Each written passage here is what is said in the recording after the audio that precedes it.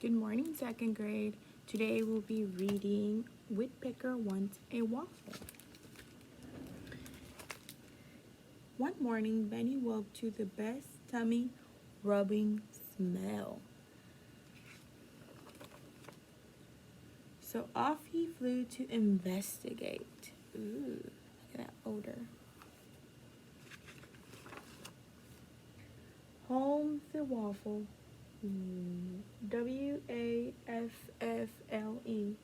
He read, what in the world is a waffle? The waffle smelled good. The waffle looked good. The waffle must taste good too, thought Benny. I want waffles, Benny declared. Benny politely pegged on the front door.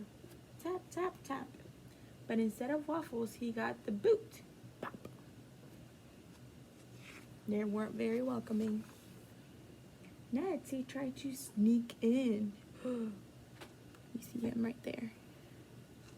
But instead of waffles, Benny got swept away. Flop. Benny tried a number of creative disguises. Ooh, perfect for Halloween, guys. But instead of waffles, he got toast tossed in the trash. Whoosh. Ooh. What are you doing? Asked Bunny. I am wishing for waffles, asked Benny. The animals started laughing. That is ridiculous, Bunny said. One by one, the other animals chimed in. Raccoons don't eat ravioli. Lizards don't eat lasagna. Owls don't eat oatmeal.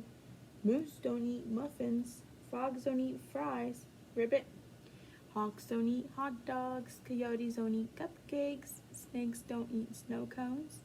Skunks don't eat scones. Turtles don't eat turnovers. And bears don't eat bagels. Chipmunks don't eat cheeseburgers. And woodpeckers don't eat waffles. Well, why not? Benny asked. Why not? The animal grummed, chirped, crowed, and whispered.